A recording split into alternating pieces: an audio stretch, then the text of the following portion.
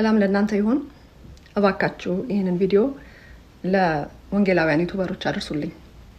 አንድ በጣም ጥሩ ነገር አለ ከኦርቶዶክሳውያን ዩቲዩበሮች የምትማሩት። በጣም ነው ማደንቃቸው እንዴት ለሚፈልጉት አላማ የቆሙ እንደሆኑ ማለት ነው። ሰሞኑን በዮኒ ማኛ ቲክቶክ ላይ ገብቼ ያወራሁትን ነገር እንዴት አድርገው ቆራርጠው እነሱ ለሚፈልጉት አላማ እንደተጠቀሙበት ላሳያችሁ።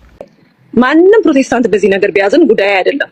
የሚስተካከል ያለባቸው ነገሮች እንደ እግዚአብሔር ቃል ያልሆኑ የወጡ ነገሮች እግዚአብሔርን እንደሚያሳዝኑ መጽሐፍ ቅዱስ አስረግጦ በአራት ነጥብ ያስቀመጠው ነገሮችን ላይ ብትሰራና ቢስተካከሉ እነዚህ ነገሮች ማንንም ይቅርታ አልጠይቅም። ወደ ኦርቶዶክስ መመለስ እውነቴን ነው የምናገር። ለምን እየተነሳ ቢፈጠፈጥ ማንም ሰው መመለስ አይቀርም። ለምን እንዴ የእናቴ አባቴ የቤተሰቦቼ የዘሬ ሲጀመር ነው ኦርቶዶክስና ማቀው ሲወለድም ጀምሬ ኦርቶዶክስ ቤተ እምነት። ይሄ በጣም የድኩማን አገልጋዮች ባህሪ ነው። የሆነ ጫና ሲደርስባቸው እንደውም ሄዳለሁ ሊያስፈራሩ ይሞክሩ ማለት ነው።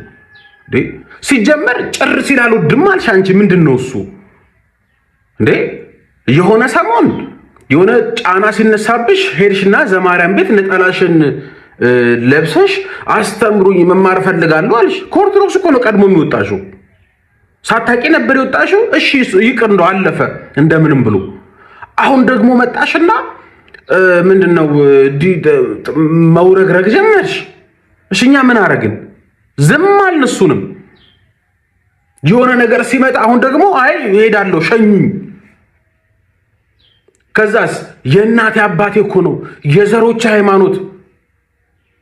በኢየሱስ ስም እንደዚህ አይባል። የእናት አባቴ የዘሬ በሚል ነው እንዴ ክርስትናም ሌላስ ሃይማኖት ቢሆን እንደዛ ነው እንዴ? መዝኜ ነው እንጂ ቤተሰቦቼ ጣዖት ያወረሱኝ እንደሆነ ጣዖት ጋር ልሄድ ነው። ቤተሰቦቼ አጋንንታዊ ልምምድ ያደረጉ እንደሆነ አይባልም፣ በመሰረቱ አይባልም።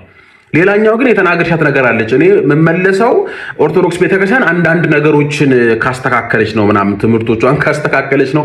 እኛም እኮ ማለት እንደዚህ እኮ ነው የምንለው። ብዙዎች እንደዛ እኮ ነው የሚሉት። ማን እዚህ አዳራሽ ለአዳራሽ በጩኸት ውስጥ መኖር ይፈልጋል?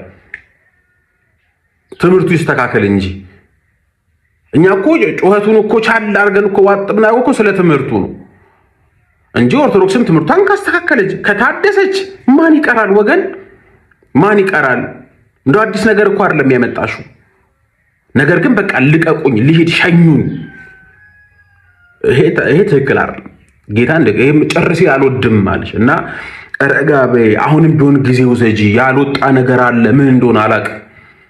በቃ መተንፈስ የምትፈልጊው ነገር አለ። በቃ ይውጣልሽ። አንድ ቸርች ሂጂና ወይ መጮህም ካለበሽ መጮህ ነው። ጸሎት ካስፈለገ መጸለይ ነው።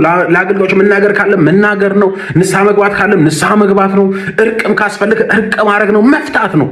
ውስጥ በቃ አለ የታመቀ ነገርና የሆነ ጊዜ እንደ ቮልካኖ ይወጣል። እንደዚህ እስከመች ትቀጣያለሽ? እንደዚህ እንዴ ያይምሮም በሽተኛም ልትሆኝ እኮ ትችያለሽ።